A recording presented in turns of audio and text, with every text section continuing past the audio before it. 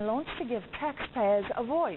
The taxpayers movement plans to monitor whether taxes are spent wisely and efficiently, and to ensure that the taxman does not run roughshod over taxpayers' rights. Well, one of the founding members of the taxpayers movement is journalist Maya Fisher-French, who joins me in the studio now. Great to have you with us, Maya. Tell me more how you plan to give South African taxpayers a voice. I think what is really critical here is literally doing that, giving a voice. So I'm going to take you, Francis, you'll remember that R1 million luxury car, minister car debacle. You know, when you listen to it, and certainly being in the media, one was aware of this. You heard from SACP, you heard from COSATU, the opposition parties.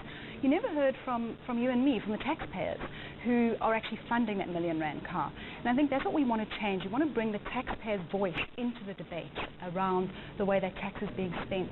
And also to highlight the issues around taxpayers and the burden that we are, the increasing burden we're carrying of the tax revenue. Taxpayers, individual taxpayers, make up 1/3 of government revenue now. Let's look at one of the things you're looking at, how taxes are spent. Don't we see the budget every year? We know the allocations. So what are your concerns there? I think certainly we're not looking at policy, and I think it's very, very critical. This is not a political body. This is looking at the wastage and the corruption part of it. So, for example, let's take that R1 million car. A middle-class taxpayer would spend the next 14 years of their taxpayers' money paying off one car that they would never be able to afford themselves. So it is very clearly a misspend of money. Also, that R1 million could have built 20 RDP houses, could have paid 10 nurses' salaries for the year, 100 school children for the year. We want to say this, we have a very rare resource in this country being taxpayers' money. We're only about 4.5 million people actually paying taxes, individual taxes, direct taxes that is. So we need to make sure that every last cent is working as hard as we are to earning it.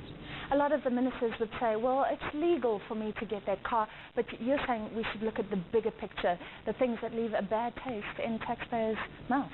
I think exactly that. I think we have to recognize taxpayers' money as being taxpayers' money, and that government is custodian of that. And it needs to continue to do the ethical check, not the legal check. You're also worried about SARS officials running roughshod over people's rights.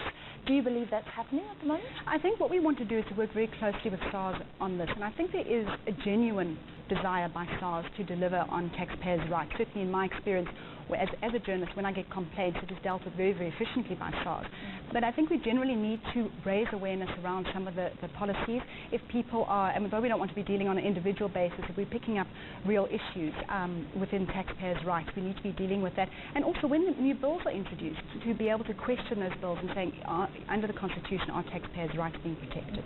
We know that SARS officials are becoming tougher on individuals and companies. Are you looking at that as well? I think we actually support the tax base to be broadened.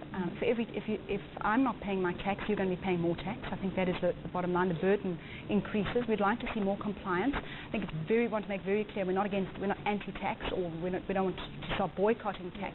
But I think we do want to say, you know, what is good for the goose is good for the gander. If you're going to be putting penalties on non-compliance, you've got to make sure that you're meeting the needs of the taxpayers by making the refunds come back on time and treating them with respect. I like this. You say that one of the things you will do is simply remind leaders that the money they're spending is not their own. It's taxpayers' money. And looking at corruption, fraud, sometimes they seem to forget that. Absolutely, and I think we also need to be reminding ourselves that it's our money. I think that's also part of it. When we're talking billions and billions, we sort of, you know, maybe 500,000 misspent here or there doesn't really matter. But when you quantify it and you start to see what that means to you as an individual taxpayer, I think that's when it really starts to resonate. Yeah. Why is your organization credible? What credentials do the people behind this movement have right now? Well, I think the credentials we all have is that we're taxpayers. But I think, yes, you're making a very important point. This is a group of people that are basically tapping into what is becoming a very, very burning issue among taxpayers. Certainly when one has access, as I do, to the media, you're getting the frustration of readers coming through. So it's really saying this is a movement. It's a groundswell movement. We want to pick up members. We want to create a platform for people's voices to be heard.